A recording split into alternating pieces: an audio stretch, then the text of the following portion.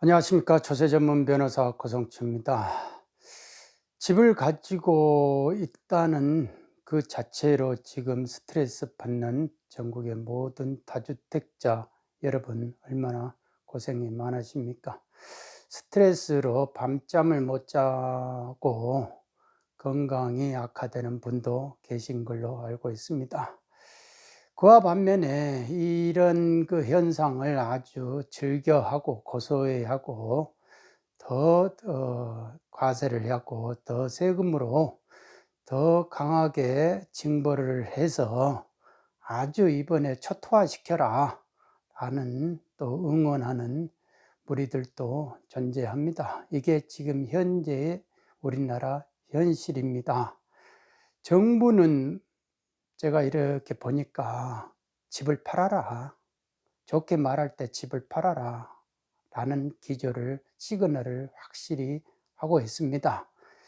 그래도 안 팔겠느냐 라고 해서 이 취득, 보유, 소득, 양도, 증여, 상속, 이 일련의 모든 과정에서 다 징벌적 세금을 매기고 있습니다. 취득세는 취득세대로 12%, 최고세율, 여기는 6% 최고세율. 소득은 이제 임대소득 2천만 원 미만짜리 이거 임대소득도 과세를 하기 시작하지 않습니까? 그리고 물론 이제 1세대 1주택의 경우에는 이제 비과세 하는데, 이거는 분리소득인데도요, 분리과세하는 건데도 건강보험료는, 이 건강보험료가 상당히 무서운 겁니다. 이게 세금보다 제가 볼 때는 더 무서운 것 같아요. 그런데 분리과세 하는데도 종합해가지고 하지 않는데도 이 소득에 대해서는 자기들이 파악해가지고 매기겠다, 건강보험료를 매기겠다라고 합니다. 그러니까 현재 뭐 한 5만 원 내던 분이 이제는 27만 원 내야 된다라고 하고, 소득만 있으면 이제 피부양 보험자가 안 된다라고 이렇게 발표를 한 것 같습니다. 그 다음에 양도소득세는 지금 뭐 세고세율이 45%니까 A가 35%로 하면 이제 3주택자는 최고 이제 75%가 되지 않습니까? 75%에 플러스 지방소득세 7.5 하면 5, 3, 2, 82.5%가 되는 거예요.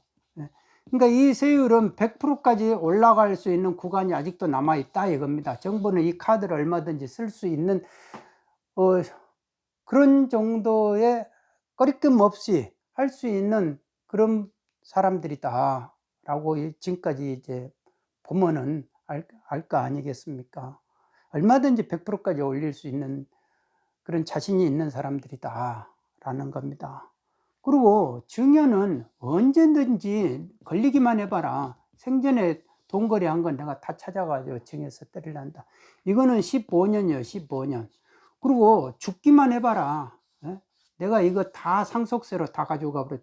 최대 75%까지 가지고 가겠다. 원래는 50%지만 신고를 잘 못하니까 가산세까지 해가지고 75% 가지고 가겠다. 이것도 마찬가지예요. 증여도. 이것도 15년까지 가능하다 이거예요. 얼마든지. 증여 상속 막 이런 거를 가지고. 그러니까 어떻게 보면은 국가는 생전에 뭐를 이렇게 잡아내는 게 힘들어요. 이렇게 잡아내는 게, 생전에 이렇게 잡아내는 게 힘들다 이겁니다. 그러니까 어떻게 보면은 생, 노, 병 이렇게 해가지고 좀 빨리 죽어라 그냥 죽어라, 다주택자들 죽어라 하면은 여기서 내가 이거를 잡아서 다 이제 다 청산하겠다, 다 뺏을 거 뺏고 세금으로 다 뺏겠다 이거 아닙니까? 그러니까 살아서도 뺏기고 죽어서도 뺏긴다. 그러니까 결국은 남는 거는 0이 될 것이다 라는 뉘앙스를 자꾸 보내는 것 같아요. 제 느낌에는. 그러지 않습니까? 지금 이 정부에서 말을 하는 정부 담당자들의 말을 이렇게 한번 볼까요? 그러니까 벌을 준대요, 벌을. 예? 벌을 주는데 무슨 벌을 주냐면 징벌을 준대요, 징벌. 징벌가세라고 하잖아요, 징벌. 그 다음에 처벌을 한대요, 처벌을 또. 그 다음에 형벌을 한대요, 형벌을 준대요. 그러니까 벌도 세 가지 종류가 있는 것 같아요. 그러니까 징벌하고 처벌하고 형벌을 가하고 그런다 이거예요. 그리고 또 이 사람들 입장에서는 항상 규제하겠다, 예? 엄단하겠다, 예? 추적을 하겠다, 끝까지 추적을 해가지고 괴멸시키겠다, 이런 거잖아요. 그리고 뭐 이런 민중의 소리라는 뭐 그런 언론지 본인들 기사를 보면은 임대인들이 임차인들을 수탈하지 못하게끔 더 세금을 가지고 뭐를 해야 된다라고 이렇게. 그러니까 다주택자들은 수탈하는 세력이 되는 거예요. 부류가 되는 거예요. 그러니까 이 정부의 가장 큰 특징이 뭐냐, 이 대립이다 이겁니다. 대립. 누구와? 이거 당연히 가진 자와 없는 자끼리의 없는 자로 이렇게 구별을 해야 된다 이거죠. 그러면 가진 자는 누구냐? 가진 자는 누구냐? 뭘로 해야 될 것이냐 이거예요. 그러면 이게 100억 이상 가진 사람을 해야 될 것이냐, 얼마를 가진 사람을 해야 될 것이냐. 그러니까 정책의 효과가 더 크게 하려면은 상가 건물이 2천억짜리가 있고 주택이 뭐 한 채밖에 안 되는 사람 있으면 이 사람 같은 경우가 더 돈이 많은 사람이죠. 주택이 10채를 가지고 있고 상가 없는 사람 같은 경우는 이 사람보다는 이 사람이 더 많이 가졌죠. 그런데 이거 상가를 건들면은 정책의 효과가 별로 없어요. 왜냐하면 주택 가진 사람이 인구의 70% 이상이 되니까 상가 가진 사람 건드려 봐야 별 소용이 없는 거죠. 정책의 효과가 안 나오죠. 그러니까 주택을 가진 사람을 건드려야 된다 이겁니다. 그래서 그냥 가진 자는 다주택자, 주택 가지고 돈을 번 사람, 이런 식으로 이제 다주택자의 개념은 그냥 주택 가지고 돈을 번 사람, 이 없는 자는 주택이 없는 사람, 이런 식으로. 그러니까 평생 세입자, 이런 거. 이런 식으로 이렇게 하는 거예요. 그러니까 이 가진 자가 없는 자를 수탈하고 있었다, 그동안. 그러니까 우리가 이 사람들을 지금 손보고 있다, 우리가 잘하고 있다, 박수 쳐주라 라는 의미죠. 간단한 거죠. 그런데 따져보면은 도대체 그러면 이 가진 자가, 다주택자가 왜 뭐를 수탈을 했고 뭐를 했길래 우리를 이렇게 자꾸 못 살게 하느냐, 엄벌을 한다고, 형벌을 한다고, 처벌을 한다면 죄가 뭐냐, 무슨 죄가 있길래 우리 보고 이렇게 자꾸 하느냐, 볼멘소리를 하죠. 지금 너무 힘들어 죽겠다, 왜 그러냐 라고 이렇게 말을 해도 말을 못 하죠.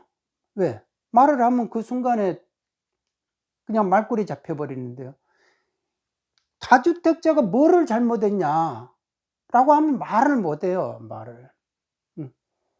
그냥 투기다고 그래요, 투기했지 않느냐 그러면, 아니 주택을 많이 가진 것하고 투기하고 무슨 상관이냐, 투기하고 투자의 개념이 뭐냐, 나는 전부 다 세금 내고 양도세 내고 소득세 내고 취득세 내고 증여세 내고 다 이렇게 상속세 내고 다 집 가진 거 아니냐, 예? 그런데 뭐가 이게 내가 투기를 했다고 그러냐. 그리고 국가가 아니 도시형 생활주택이라든지 1인 가구 2인 가구를 위해서 열심히 취득세, 재단세 100% 감면해 줘 가면서 제발 좀 이거 우리가 국가가 지원할 테니까 이것 좀 그 땅에다가 이렇게 좀 올려 가지고 임대 좀 해 주세요 라고 하고, 다세대 지으면 우리가 이렇게 지원하겠습니다, 이렇게 지금까지 하고 있잖아요. 그러니까 이렇게 국가가 자꾸 하라 해 가지고 국가 시책에 따라 가지고 그 진짜 이게 스트레스 엄청 받는데, 임대료 받는 게 얼마나 어려운데 그 의무를 다 지어 가면서 내가 이렇게 다 국가 시책에 순응하면서 밤새도록 이렇게 의무 사항이 있은 거 다 입력하고 뭐 하고 뭐 이렇게 해 가지고 임대료 또 안 내고 도망가는 사람들도 있고, 뭐 또 유지, 수선, 뭐 보수, 이런 거 다 해가지고 500만 원 받으면 200만, 300만 원 유지 보수비하고 200만 원 받아가지고 그것까지 노후 생활하고 있는 사람들이 무슨 투기를 하냐? 예? 우리 같은 사람들도 왜 투기를 하라고 하냐? 그러니까 일반화를 뭐 시키는 거예요. 그러면 당신들은 제외, 하고, 그러면, 이게 아주 열 몇채를 가지고 뭐를 했어? 그런데 그거를 다 기준을 정해야 될 거 아니에요. 뭘 때문에 했는지. 그러니까 잘못을 했다면 죄를 지어 가지고 했다고 해야죠. 투기가 죄가 되게끔 만들고, 이거에 대해서 무슨 죄를, 구성 요건을 만들어야 돼요. 구성 요건이 있어야, 구성 요건에 해당성이 있어야 충족이 될 거 아니고, 그래야 충족이 되면 이 사람들이 잘못했으니까 그러면 세금으로 징벌을 해라 라는 논리가 이루어지잖아요. 근데 그게 없어요, 지금. 그냥 하여간에 이 사람들을 위해서, 이 사람들을 핍박하는 허상의 세력이 누군가는 하나는 있어야 되니까 그냥 다주택자가 제일 좋은 거예요. 건드리기가 지금 정책의 효과가 크니까.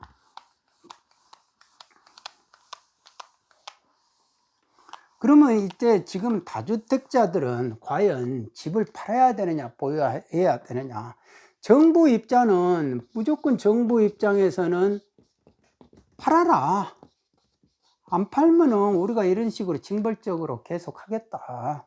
그러니까 부동산 금융감독원을 만든다 하죠. 부동산 감독원을 만든다 하죠. 지금 언론 기사를 보니까 국교부에는 15명 그쪽에 이제 뭐 감시반이 있는데 거기다가 금융 재산을 열어볼 수 있고, 보험을 볼 수 있고, 뭐 이런 거를 신용 정보를 확인할 수 있고, 세금을 확인할 수 있고, 이 납세자 정보까지 볼 수 있다고 그래요. 제가 법정에서 과세 자료 정보 청구를 하는데 자금 출처 조사를 했다고 하길래 그 본인의 그 과세 그 자료를 달라고, 자금 출처 조사 기준을 내놔봐라. 이 본인에 대해서 어떻게 그것도 안 주는 사람들이 이거를 이 15명한테 준대요. 법원에서 제출 명령해도 안 주는 사람들이. 예? 이거는 아주 심각하다고 봐야 됩니다. 아주 심각하다고 봐요. 그러니까 제가 자꾸 말했잖아요. 이 정부는 꼭 하고 싶은 게 있어요. 계좌를 열어보고 싶은 거예요. 계좌를. 그러니까 기필코 계좌를 열어보겠다 이거. 아까 말했잖아요. 이 증여로 다 잡아버리겠다 이거 아닙니까? 이게 15년이에요. 15년. 그동안에 안심하고 왔다 갔다 했던 것도 다 잡으면요, 세수가 이거 엄청 들어옵니다. 상속세 조사에서 실제 상속세보다는요, 그 10년치, 15년치 증여를 봐가지고 거기서 증여를 왔다 갔다 한 거, 예금 모르고 왔다 갔다 한 거 있잖아요. 그거 잡는 것이 더 썰썰해요. 그리고 이제 상속으로 해가지고 다 잡겠다는, 상속에 증여세 길목하고 상속세 길목만 잡으면 웬만한 거는 다 잡아요. 그러니까 세수가 따따블이 되는 겁니다. 그러니까 어떻게 보면은 스트레스 줘가지고 죽어라 하는지도 모른다라고 이렇게 볼멘 소리를 하는 게, 그것이 틀린 말이 아니다 이겁니다. 제가 볼 때는 틀린 말이 아니다. 죽어라 스트레스 줘가지고. 그래서 제가 요즘 자꾸 말씀드리는 게 건강하셔야 된다. 건강 잃으면 모든 게 다 인연이 흩어진다. 그러니까 건강하셔야 된다. 이럴 때 일희일비 함부로 하지 마시고, 화 낼 거 10개 낼 거 그래도 7개만 내시고 그래야 된다. 버텨야 된다 이겁니다. 그러니까 정부 입장에서는 팔아라. 그러면 지금까지 시장에 그동안에 이제 했던 분들의 이제 입장에서는 과거 경험으로 보면은, 국가 시책에 예? 반대로 간다. 반대로. 거꾸로 가는 게 결국은 돈이 벌었다 이거예요. 부동산 가지고 뭐를 하는 것보다 부동산은 그냥 시간이 돈을 벌어주더라 라고 하는 거죠. 그래서 그 과거 경험을 보면은, 좋아, 버티자. 그러면 보유해야 되죠. 팔아라 할 때, 정부는 팔아라 할 때, 그러면 간이 크지를 못하면 결국은 지금 혜택을 줘가지고 2분의 1만 하더라도 뒤로 후퇴할 수 있는 혜택을 줬으니까 좋게 팔아. 지금 이럴 때 팔아. 그러니까 어차피 거기에 그냥 간이 크지를 못하니까 거기에 이제 순응할 수밖에 없죠. 국가하고, 아이고 내가 붙어가지고 뭐를 한다고 이 나이에 뭐 하면서 스트레스 받지 말고 적게 털어버리자. 라고 이렇게 하는 거죠. 그런 사람들은 이제 팔아야 되는 거고, 아니야. 이게 그동안 내가 해왔던 것 보면 정부가 하라는 대로 거꾸로 가면은 돈을 벌었어. 그러니까 이거는 내가 한번 버텨볼 때까지 버텨보겠다. 라는 식의 이제 이렇게 되는데, 옛날 그 과거 정권들의 입장에서는 상당히 그 사람들은 예측 가능성이 있었어요. 과거 정권들은. 근데 지금은요, 예측 가능성이 전혀 옛날하고 틀려요. 시대가 급변해 버린 거예요. 그러니까 예전에 저희가 고시 공부할 때 군대 갔다 오기 전에는 그냥 공부 조금 하면은 그냥 이렇게 점수 잘 나오고, 왜냐하면 그때는 공부할 책이 정해져 있었거든요. 근데 군대 갔다 오니까 제가 분명히 그때 80, 한 2점 정도 맞으면은 내가 이제 합격한다. 그렇게 생각했는데 82.5를 맞았는데 시험에 1차 고시에 떨어진 거예요, 사법고시에. 아니, 이게 가만히 보니까 나는 분명히 그 느낌에 따라서 했는데, 아, 시대가 군대 갔다 오니까 한 3년 동안에 시대가 많이 바꿔져 가지고 급변해 가지고요. 83.5가 이렇게 넘어가 버린 거예요, 커트라인이. 그러니까 떨어져 버린 거죠. 그러니까 시대가 그만큼 급변하니까 자기가 적응을 해야 되더라. 그거를 그때 느꼈거든요. 그러니까 지금 시대가 틀려져요. 이 정권은 전 정권 사람들하고 분명히 틀려요. 분명히 틀리기 때문에 대책을 뭐 일주일 만에도 내놓을 수 있고 한 달 만에 내놓을 수 있고, 대책 23번 내놔도 전혀 미안하다는 말 안 하고 50번까지도 얼마든지 내놓을 수 있다. 카드가 많이 남아있다. 막 이렇게 하잖아요. 그리고 예금 계좌 이제 떠들어 보겠다 하는 식으로 부동산 감독원 만들겠다 하고, 처벌하겠다, 응징하겠다, 징벌하겠다, 형벌하겠다, 규제하겠다, 감독하겠다, 막 이런 말밖에 안 해요. 해피한 단어를 안 씁니다, 이분들은. 그러니까 젊어서부터 해피한 그런 생활을 안 해봤기 때문에 그런 거에 대해서 본인들의 그 삶, 인생, 이런 거에 대해서는 잘 몰라요. 솔직히 제가 볼 때는 그런 것 같습니다. 그런 단어를 쓰지를 못해요. 그러니까 평소 편한 응징이하는 이런 거, 타도, 투쟁, 척결, 소멸, 뭐 괴멸, 뭐 이런 단어는 아주 편하죠. 맨날 썼던 말이기 때문에. 그러니까 그런 사람들이 지금 이 정권을 잡고 있으니까 어떻게 해야 되느냐. 함부로 이렇게 붙어가지고 개인이 깨질 수가 있다라는 겁니다. 왜? 지금 보유세만 가지고도 이 보유세가 상당히 변수예요. 보유세를 계속 높여버린다는 거 아닙니까? 예. 그러면 1년에 1억씩 내보세요, 보유세를. 예전에 뭐 몇만 원 내다가 몇백만 원 내다가 지금 그러면 그동안 이 정권에서 보유세 3천만 원 이상씩 낸 적이 있었냐고요? 없었죠. 없었으니까. 그런데 지금 뭐 1억 내는 시대가 돼버린 거예요. 그러니까 6%까지 해버리면은, 6%면은 가령 10억이면은, 10억이면은 이쪽에 이제 한 그 공시 가격이, 아니, 그 뭐 시장 가격을 80% 잡아가지고 8억이라 하더라도 6, 8에 48, 4억 8천 나와버리잖아요. 6% 해버리면. 4,800 나오죠. 4,800. 4,800만 원 금방 나와버리잖아요.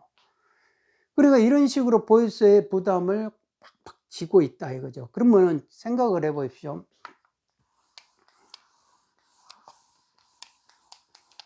자, 집값 올라가는 거는, 집값이 올라간다고 해봐요. 이렇게 올라가는데 중요한 거는 보유세 세금 플러스 다른 세금이 지금 내 나가는 거는 호주머니에서 현실 비용이에요. 현실 비용이고, 이거는 미래, 예? 미실현 얘기예요. 미실현이. 그러면 지금 돈은 호주머니에서 계속 나가고 있다 이거죠. 이거를 버틸 수 있느냐 이거예요. 미래의 이 잠재 가치를 내가 위해서 버텨야 되는데, 지금 어떤 이제 임대사업자 그분께서는 10년을 내가 버티겠다 이거예요. 지금 이제 장기로 신규를 했다 이거예요. 신규를 해가지고 버티는, 여기서 이제 10년을 했다. 그러면 2020년 12월 31일까지 그래도 신규 등록하면은 70% 장특공은 받을 수 있다 이거죠. 이 70%가 상당히 큽니다. 상당히 중요한 거예요. 그러니까 10억에 있으면 10억에 70%면 양도 차익이 10억이라으면은 7억을 공제하고 양도소득이 3억이 되잖아요. 3억에 대해서 곱하기 100% 하더라도 3억 세금 다 주더라도 본인은 7억을 만들 수 있잖아요.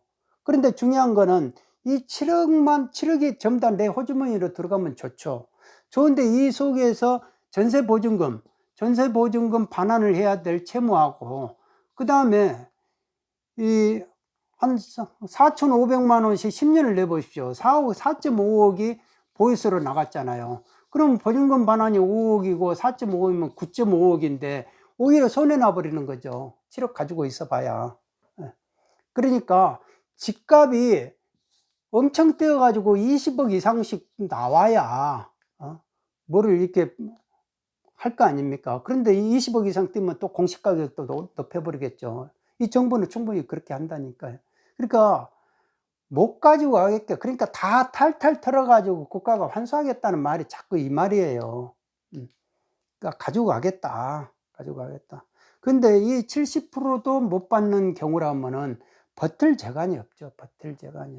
그러니까 그러면 이 보유세 개념을 내가 그러면은 이게 전세 보증금으로 내가 그거를 보증금 높여 가지고 해 버리겠다.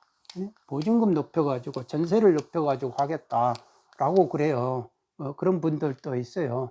그러니까 2년 하다가 물론 5% 걸리죠. 전세 보증. 그러니까 이거 이 월세를 전세로 전환을 해 버리면은 가령 이제 2천만 원에 80만 원짜리가 전세로 지금 5%를 하면은 2억 600만 원인가요? 600만 원인데 이거를 2.5%로 지금 낮춘다 하잖아요. 그러면 오히려 3억 2,800만 원인가 된대요. 이거 이제 제가 잠깐 기억하고 말을 한 건데 대충이니까 양해를 해 주십시오. 이 정도까지 뛴다 이거예요. 그러니까 월세를 전세로 전환을 해가지고 전환율을 가지고 월세를 전세로 바꾸는 거를 법에서 막지를 못하니까 이렇게 해가지고 전세를 높여가지고 이 전세금을 가지고 보유세를 감당을 하겠다. 예? 이렇게 2년마다 예? 그렇게 하는 분이 계세요. 예? 그런 식의 이제 계산 방법이. 그런데 전체적으로 보면요, 이것도 이제 뭐라고 딱히 일반화 시킬 수 있는 그거는 없는 것 같아요. 왜냐하면 다 다세대가 있고 다가구가 있고 그 다음 빌라가 있고 도시형 생활주택이 있고 도시형 생활주택이 있고 그 다음에 아파트가 있잖아요. 아파트. 그러니까 다 각기 이거는 이제 살아 있잖아요. 이거는 장기할 수 있고 이거는 이제 안 되고. 그러니까 이것이 지금 어떤 식으로든지 다 각기 다 틀려. 이게 또 안양이라든지 안성이라든지 부천이라든지 이런 데 있는 경우도 있고, 강남이라든지 도곡이라든지 잠실이라든지 용산이라든지 송파라든지 이런 게 위치마다 다 틀려요. 그러니까 어떤 경우는 내놔도 안 사는 데가 있고 어떤 경우는 내놓으면 얼른 가지고 가려 하는 데가 있고, 그러니까 다 개인마다 존재가 가지고 있는 존재마다 의식이 틀리지만은 다 가진 그 조합마다 이게 다 틀려요. 한 사람도 여기 가진 사람도 있고 강남에 가진 사람이 있고 또 이쪽에 가진 사람이 있고 다 틀려요, 위치가. 그러니까 또 이거 가진 사람이 있고 이거하고 같이 섞어 가지고 가져온 사람이 있고, 그러니까 뭐라고 일반화 시킬 수는 없다. 그런데 전세는 앞으로는 확실히 사라질 것 같다라는 겁니다. 왜냐하면 임대를 하면 임대 수익이 나야 되잖아요. 임대 사업자가 수익 내려고 임대 사업하지, 사업자라는 거는 돈 벌려고 하는 거 아닙니까? 그러면 보통은 1,000만 원이 10억짜리를 놔둬 가지고 예를 들어서 10억짜리 진짜 엄청나게 돈 많이 받아가지고 월세를 받아가지고 1,000만 원이 들어온다 해요.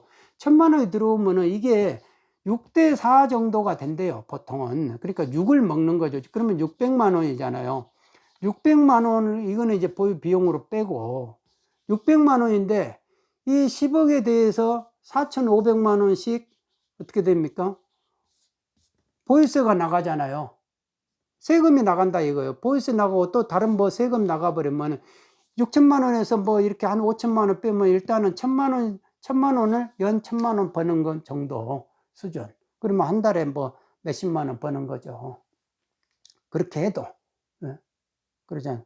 이거를 만일 전세를 놓았다. 예. 전세를 놓으면은 전세 나가지고 지금 이거를 금리를 은행금리 대출금리가 2%고 이거 은행에다가 해 주면은 이자를 뭐 지금 몇 프로를 줄란지 모르죠. 뭐 가령 이제 이거를 2%로 잡더라도 2억 해 가지고 2억 그 뭐 해 봐야 얼마 나오겠느냐 이거죠. 예. 그러니까 좀 종부세는 해년마다 4,500만 원 나오고 그다음에 또 5천만 원 나오고 이렇게 계속 올라갈 건데, 예. 그러니까 전세보증금으로 올려 가지고 이거를 메꾼다. 이 계산도 쉬운 게 아니죠. 그리고 전세는 결국은, 그러니까 전세는 아무런 이익이 없다 보니까 전세는 이제 소멸되고 월세로 간다. 그렇기 때문에 정부가 이게 월세 전환율을 2.5%로 낮춰버리겠다. 이렇게 지금 선제적으로 공격하는 거 아니겠습니까? 그래서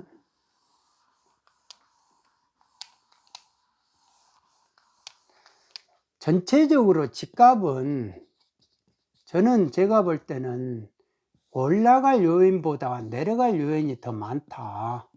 그러지 않습니까? 왜? 보유세 부담이 상당히 크거든요. 결국은 내놓을 수밖에 없다 이겁니다. 내놓을 수밖에. 그게 저번에는 이제 2025년, 26년 이런 식으로 여기서부터 팍팍 내놓을 수밖에 없다 했는데, 지금 2020년에 2년짜리를 그 후퇴를 시켜주니까 이때 이제 계속 내놔야 되고, 2022년에 2018년을 기준으로 해가지고 2018년을 기준으로 해서 2020년에는 다 내놔야 될 거 아닙니까? 단기가 장기보다 더 많다고 그래요. 그러니까 내놓잖아요. 기존에 있는 매물들이 나온다. 그리고 여기다가 이제 외부 충격까지 또 합하면은 떨어질 가능성은 항시 요인은 존재하죠. 올라가는 요인보다. 그러죠. 그러니까 집값의 막 올라가면 어떻게 보이서라도 견뎌가면서 그 마지막 순간에 70% 공제를 받아가지고 장특공 받아가지고 내가 그걸 만회하겠다. 그리고 그 사이 정권이 바뀌어질지도 모른다. 또 이런 외부 변수까지도 이제 다 계산을 하죠. 그렇지만은 객관적으로 보면은 전세는 사라질 것 같고 이거는 없어질 것 같고, 집값은 올라가는 것보다 내려가는 요인은 더 많아질 것이다 라고 하면은, 집을 파느냐 보유하느냐 이거는 이제 개인적으로 한번 경제적 이익을 이제 주판을 해봐야죠. 계산을 해보고 하셔야 된다. 오늘은 이제 저보고 종부세 구체적으로 계산해 줘야, 나는 계산을 원하고 오신 분이 있는데, 아니 법리가 더 중요하지, 계산은 뭐 세무사한테 하셔도 되고 아니면 대충 하셔도 되는데 종부세 그 계산 안 해주신다고 말씀을 하니까, 그 계산은 제가 못해요. 계산하는 사람이 아니니까. 예. 그러니까 계산까지 제가 막 해주면서 법리가 더 중요하잖아요. 법리가. 그렇지 않습니까? 계산은 계산하시는 분한테 물어보시고, 저한테 오실 때는 법리 물어보셨다가 이제 나중에는 계산 또 안 해주냐고, 계산이 목적인데 이런 식으로 말씀하시면 안 된다. 그러니까 이제 이렇게 내 돈이 이익이 중요하지만은 그래도 매너가 서로가 있어야 되지 않느냐. 그러니까 돈 있는 분들이 돈에 집착하는 거는 사실인데, 그런 식으로 이제 매너가 없이 하시면 안 된다 라는 생각입니다.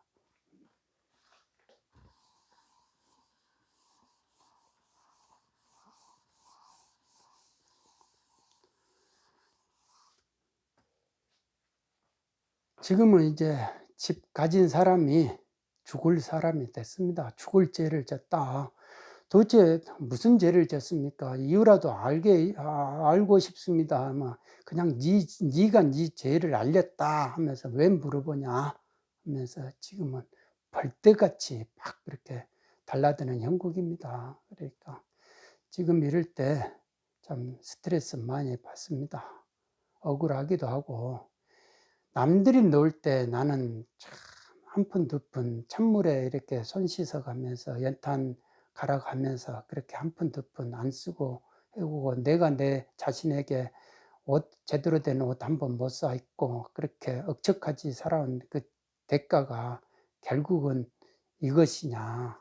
세상이 나는 달라질 줄 알았다. 진짜 우리나라가 역대로 이런 부정부패하는 세력으로부터 벗어나고 무능한 정치인으로부터 벗어나서 진짜 우리나라 국민들의 온 부지런한 그 근면성, 그 머리 좋은 두뇌 회전력 이런 거를 집중을 해 가지고 진짜 국력이 뻗어나갈 줄 알았다. 근데 이게 완전히 대립해서 투쟁하다가, 그리고 세금을 외부에서 나라가 더 부강해 가지고 돈을 더 벌어와 가지고 법인세가 더 많이 들어오고, 그렇게 해서 사람들이 돈을 쓰면서 세금이 들어와야 되는데, 이거는 가진 세금을 더 쥐어짜 가지고 막 걸레 쥐어짜듯이 해 가지고 세금 더 걷어 가지고 그런 식으로 정부를 운영한다.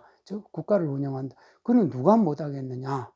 라는 식의 볼멘 소리가 여기저기서 많이 나옵니다. 그런데 그래도 정부가 하는 말이, 정책 담당자가 하는 말이 그거 해봐야 1.6%밖에 안 된다. 그러니까 밤새도록 떠들도록 해주고 데모하도록 해줘라 라고 한다면은 이거는 더더욱 문제가 있는 거죠. 이게 이러려고 모든 국민들이 젊은 시절부터 청춘을 바쳐가지고 이 나라에서 열심히 일하고 공부하고 뭐든지 공직으로서 봉직하고 그러지는 않았지 않습니까? 그러니까 다 나라 위안이라고 살았고, 부모 위하고 자식 위하는 마음으로 그렇게 살아온 거죠. 그러니까 근원에서 보면 서로가 남남이 없다 하잖아요. 그러니까 제발 이렇게 대립하는 시각을 제발 버리시고 규제에서 회관나만 빼보십시오. 구제가 됩니다. 그러니까 내가 그렇게 마인드를 못 써보니까 안 보일 뿐이지, 구제하는 게 맞죠. 그러니까 규제가 본능인데, 본능 중심으로 때려잡는다, 맨날 때려잡는다, 뭐 괴멸한다, 추적한다, 엄벌한다, 처벌한다, 징벌한다, 이거 하면 사람이 스트레스 받아가지고 살벌해서 살겠습니까? 무서워서 못 살겠다. 그러니까 그런 식으로 이렇게 본인들이 말하는, 이 정부가 말하는 1.4%, 1.6%를 그렇게 가둬가지고 막 때려잡는 식으로 한다 해서 나라가 좋아지겠느냐라는 생각을 항시 해봅니다. 정책을 써서 좋은 세상을 만들려고 하는 인위적으로 유의를 하는 것보다 무의가 더 어렵다. 그만큼 그게 본능을 벗어나고 본능의 인성에 있어서 자기 자신을 항시 단련하고 훈련했어야 된다라는 게, 그런 거를 항시 느껴봅니다. 앞으로 시대는 그런 사람들이 많이 나오기를 바라봅니다. 여러분들 모두 건강하십시오. 스트레스 덜 받으시고 덜 화내시고 일단은 건강하시기 바랍니다. 오늘은 여기까지 하겠습니다.